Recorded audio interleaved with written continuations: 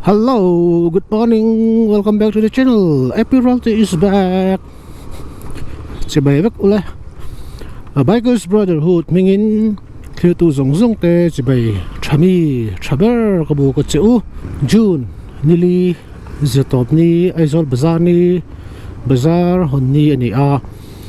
kan lo soilok to angin wena hiam bikers brotherhood te kan anniversary pualin le si tun lai si leng mek do na ko nga ma kan lak ve thina turin kan luangchhuak ve do na veng pali aizol veng pali ya voinan tanpui na kan sem do na the group thumin kan in than do na akal po kan tam thei do na wa chan su tun lai pandemic vangin thei do na wa abcd in kan in thena chuan ke hi dia ko ma mesa này kan kalanga chuan kan sem don ni chu LLTF puta kan da anga an mamo le tanpui nge an veng sunga tur covid tur mek te puih na an lo makanga kha kan ti tu chu ni mai a ka thian te pon om to a tlai hian bazar ni chon traffic jam ve tat aizol traffic jam lo na rei to te reng len traffic jam ve ta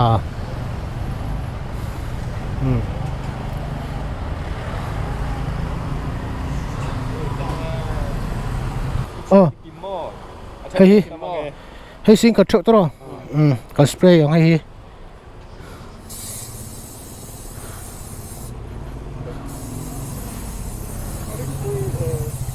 nông mà đi bây giờ spray tiếng sâu in tên mấy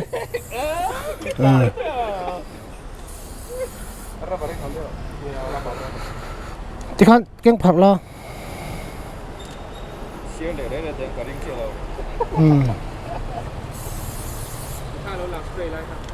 hay với nó LTF cần pek tụ tên đi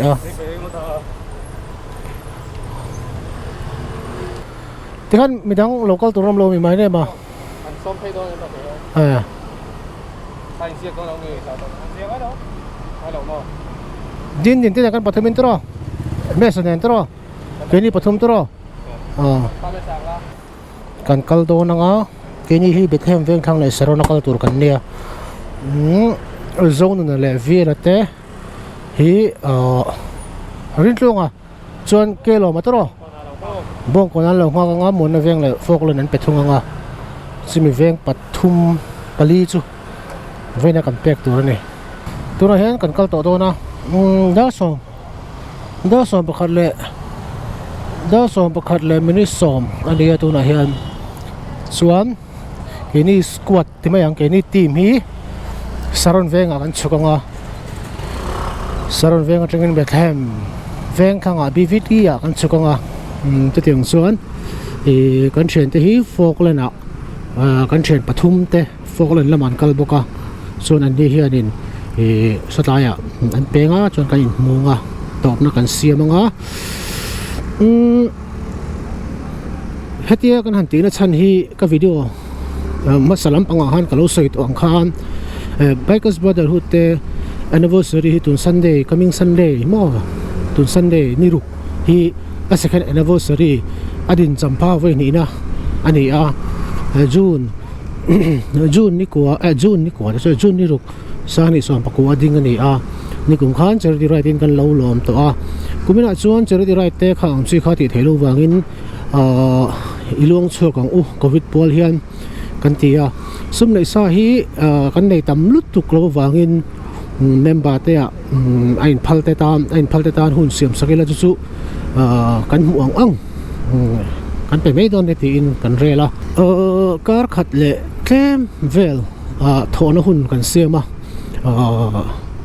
cash impact lovin online payment vekin tila kan tia chu tiang chuanin kan han khon khani tin chu mi pia lampanga chuan tuntum chu charity kan charity dan te rethei tanpui le kha ang chi ani lem lowa covid pual ani wangin kan chung le khatte kan thian te pon an lo tho ve du the chu wang chuan cái mà ni member chung chuk lo de wa te po du le i tang zai la ti in group a kan in nge na chuan member tam takin family group a te thian zo group a te chen chon veng chung group a te po ni ang chu khatiang khanin na han post dara voina kan thil ti tu ra hi ti chuan alo lut nuala sing thum le sang sari le zali ti velami ka chiang to lo to tiang vel chu a chia chu ta kina ka lo soi don nia ka lo en chiang nga to tiang vel chu alo lu ta chuan kan target a chun singli ania singli ni sala veng tina veng palia semila veng tina sing khatin kan tia kan target chu kan phachi lo ma se ke ma ni bibi ange balance kan nei sa sum kan nei sa tangin abak zong kha kan belanga chuan veng palia ipek u kan tia te tiang chuan vina hian pathian khoina zara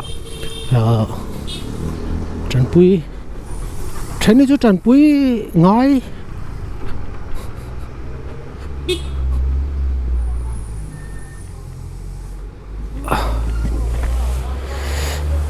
LTF tro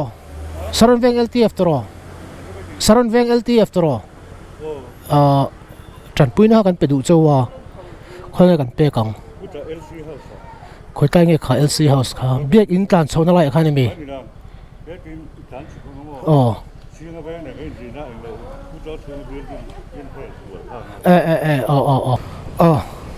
saron veng te hi tuar na sal tuk veng an nia tun apo containment zone te an nei a khatiang khan ni a khoi kan pek don khoi a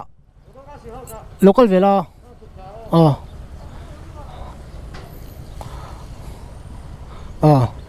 local council house an tia sum tam tak kan pe thei lo wa kan soi to ang khan veina kan sum pek tu zong hi member te tho khom te le member te chung te le thian te ina kan tho khom ting khom ani a chu bang chuanin tiang hianin kan phak ang tok nei la chu anoi bi te pon pe kan chak om an hal sat dan te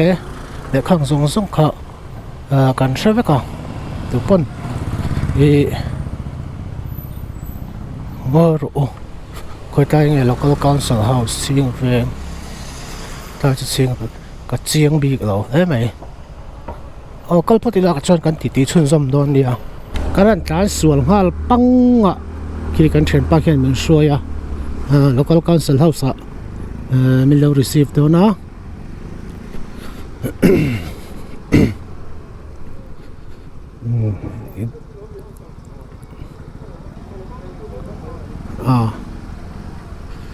tại hian sum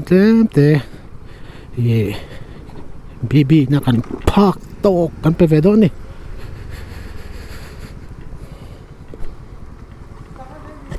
ta kan da mai do mi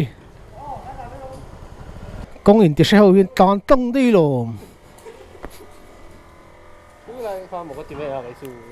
tại cái local council house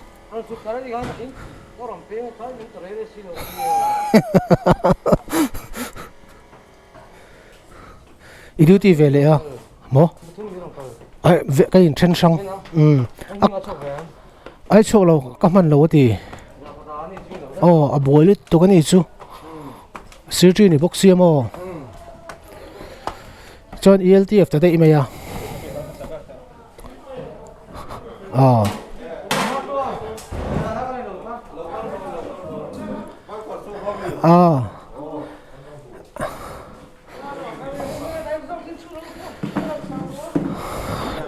hi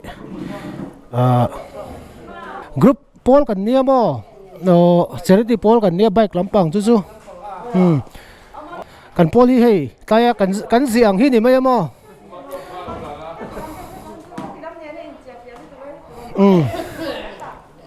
kan Paul ming chu hi ni mai bikers brotherhood kan nia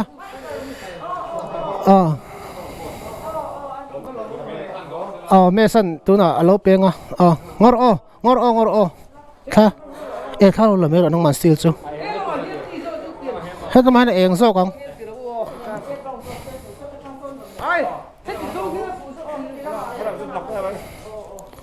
thì khan ngor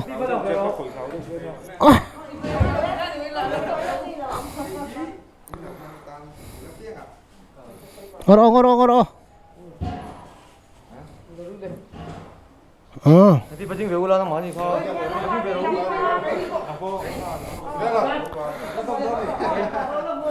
nông mà bố khalo tiếng rồi nông mà bố khalo tiếng rồi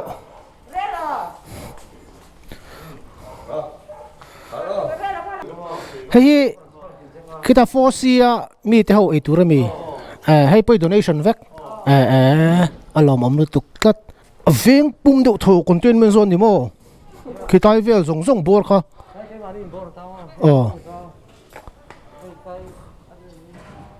hetai vel containment zone ni lo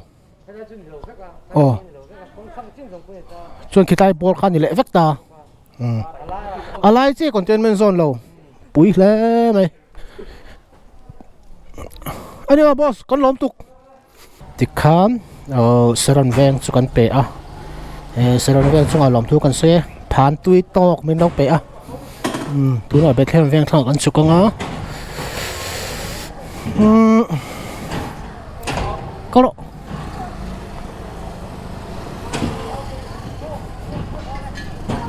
anih puma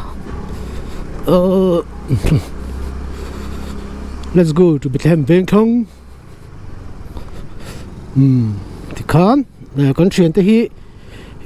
sao tam pangakal hi GoPro ka kan tir thawa karan mix school vek don thawa tun chumbi ka hian nga tinge video in siam min ti mai theya ni dang charity a kan sumin hlan lai te khang zo song kha kan ti lan ngai kan tilang ngai lawa kan pol kal phunga ti lan lo tur ti ni ama se tun chumbi khi chu charity em ani lawa donation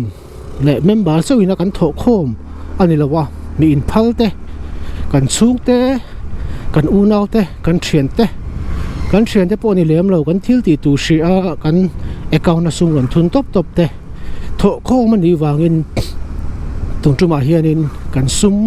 kan in hlan lai vel te kan on tilang ani tin i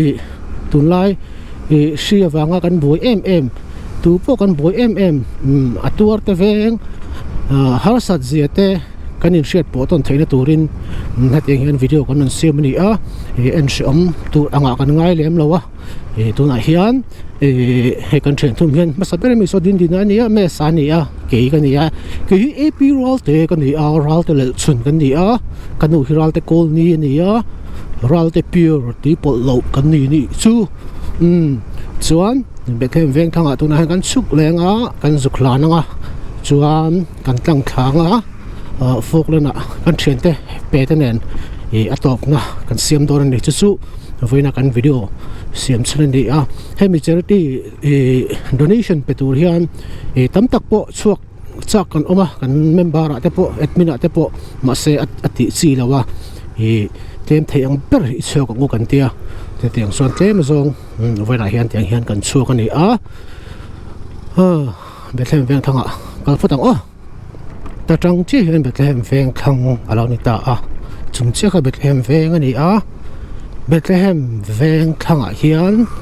khoya ange LLTF ho an duty ang LTF ka ti me thina local task force sinani mai local level level LLTF ka soi ngai lawa LTF ka ti mai zela adik thawnia suan lai hi Bethlehem veng thang Bethlehem veng lai ko san bek in lai hi ti khan kan in zot zela an office kan in pe ni kai po hi kan hrianga active case tam na ber thin kha ni tuna point engam bo zot an le ni an boi dan tur hi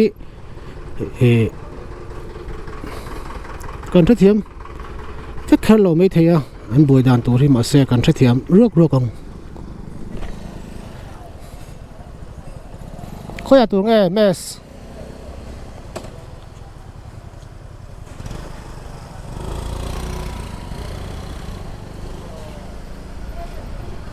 thấy mi pusaka bây lâu stop posa bây lâu pusaka pe pusaka steel cái nang man là mấy rồi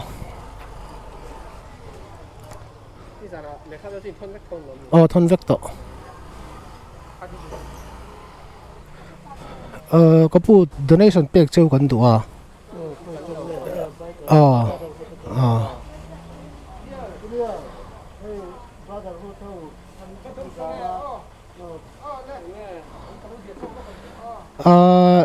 trần pui na em pon ni lovin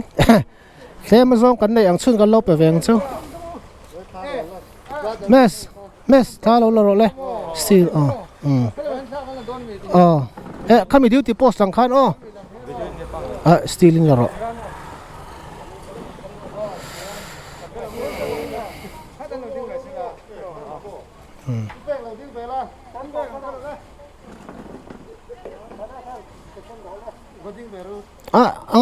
ngay lâu thì han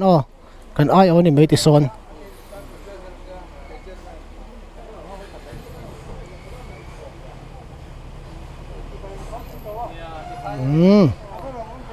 kan lom tuk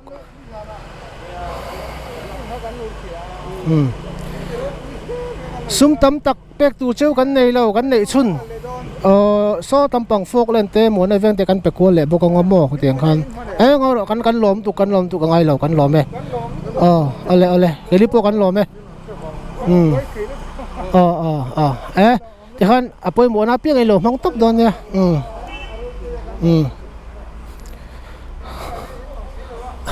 ngoro kan lom tuk nia veng pali ve la ti ve ni kan lom tuk ka kapu kan lom tuk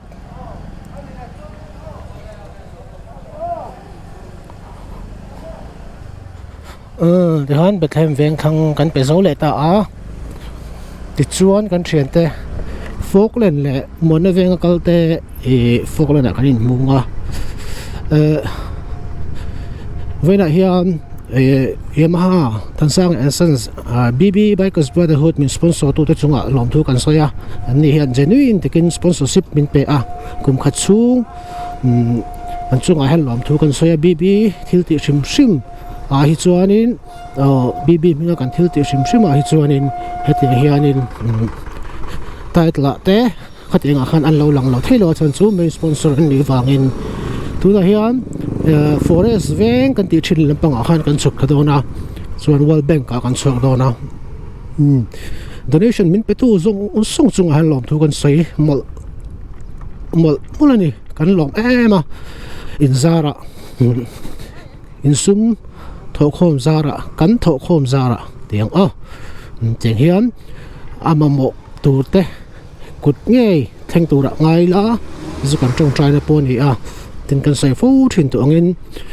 ti thei kan nei lo wa sumine mo thi akain nge thil ang pon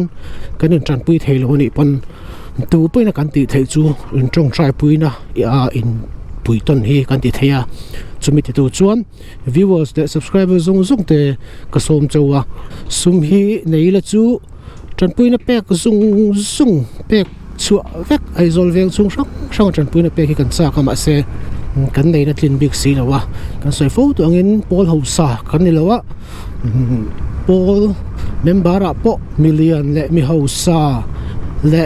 thil ti thei tu ma kan om lawa no pang te le rol te khatiang om khom kha kan ni chu ti chung chuan cheng sing li chuang voina pathian khoi na zara kan han sem chuak thei hi kan lom ma tho tu te po in lom ka ringa hetiang hiam BB chu che zel don ani adin chan ani wangin tanpui ngai te tanpui tur hian la che zel don ani ti kha kan soi ani heng lai hi sahuan lui sahuan lui na lai vel khani hio heng lai vel sahuan ni be thei teng lai bor vel hi chuan sirami hi pai pani hi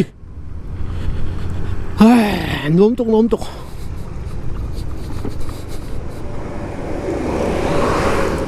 tanpui na petheya kan han omte hi alom em a pathian hena lom thu kan sei mul ani hrisel na tramin patu pathian hena lom thu kan sei boka ko kumni na mi shoi theng tu he vein takhi chal alani lawa ma se alo theng mai do na min shoi theng tu bb min shoi theng tu pathian hena po bb mingin lom thu kan sei mole so ga so sike Hyundai ho servicing center ri a site englai valley site tui site lui site tui thế chứ lệ cái puih tiền hang ho hi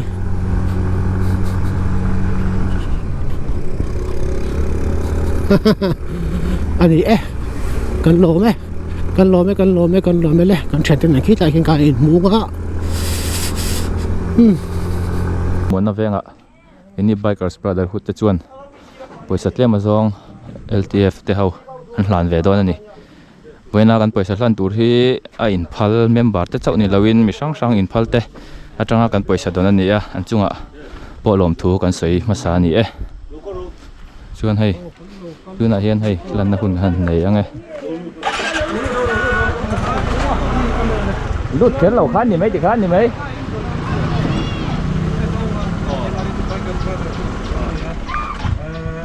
이렇게 간딘 좀 파리와 이렇게 가방을 들이려고 나와 보이는데 그런 파리 보니까 그저 프레임 보이다 아니 그렇죠 내가 타타나 많이 나오더라 캠터로 무슨 말이나 저인 카가 처음엔 뭐 타나 매일 같은 랑 좀 되려오냐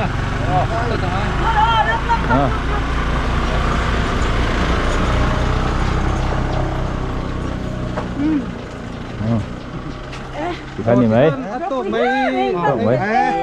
puih lutuk.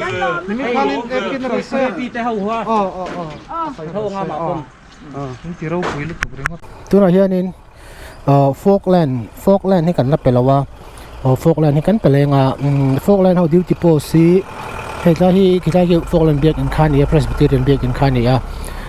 athang de uluk a khon ani an tia chu voina tanpui na kan pek top na ber tur ani aก็ใส่ตัวข้างกันภาคตกไว้ในเห็นกันที่เวะแวงปลีไอ้โซลแวงปลีอ่ะเสียงขัดเชิงกันเปะอันนี้ครับมั้งกันใส่ตัวข้าส่วนพวกเราเห็นกันเปะงะตอบนะกันเสียมบอกงะเดี๋ยวส่วนหุ่นกันมังตัวนี้หาตัวเอ็มอินหาตัวเอ็มถูกทะลุไปเสีย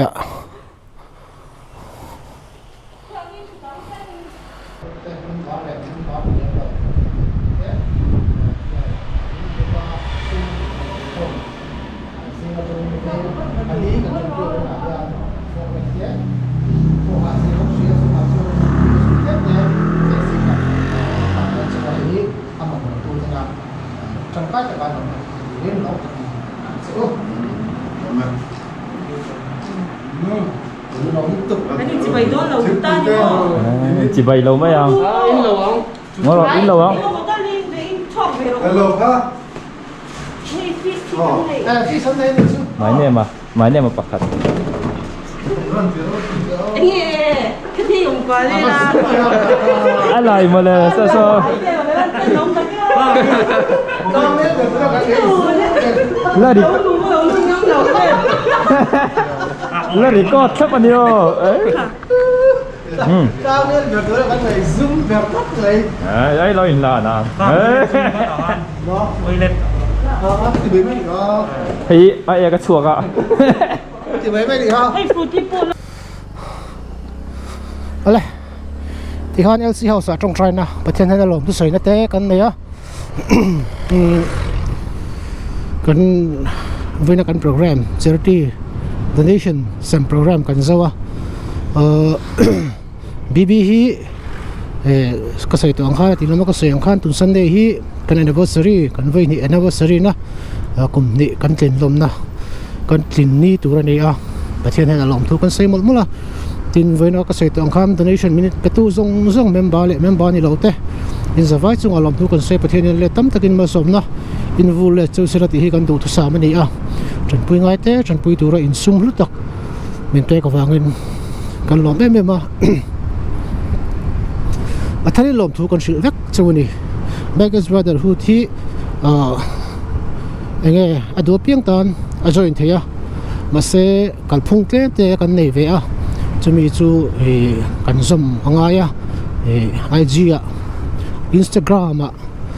Bikers_Brotherhood 2019 tin kan oma chumi chu DM turani a anin form te an lo peng chunga form fill up tu te le khang tu song song kha a chu lang an lo silang chunga group a te le khang song song khan mani thu ve kan ya chu chu kalphung ani a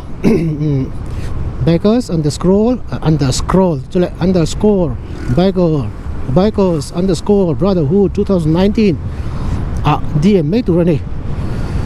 chú member này tụi tan cần xây về lại sớm sớm à ITA làm trên can chawang impact na te member te impact na zong alam thu kan xây à pathian in remati kan tamani chon seriti hi kan kalpui zel bukanga thì cả kan do sei duatin kumin bi ka Bikers Brotherhood te kan voi thum chetna ni a Republic Day a charity right kan nei to a tin mong ko na no pangtan kan right to boka chon tu na hian te hen kan chele a kan report version shibanga kumin chung hian Bikers Brotherhood hianin cheng sing ruk le sanga ti khan kan sem chuak ve le cheni heng zong sum kan sem chu theina turata na mi in phalte min pek khom member lo te na min pek khom te ani a chubang chon bb ta na mi changkai kan van tir ko te zong sunga lom thu vona henna setakin ka sei ni kan sei ni ti kha kan lo se kan lom em ani kan damanga kan mule thuai don ya Bikers Brotherhood full reng ro se khi tu zong te in zavaia in lovin en ko chaula lo dam chaula kan in mule thuai don ya bye vek ule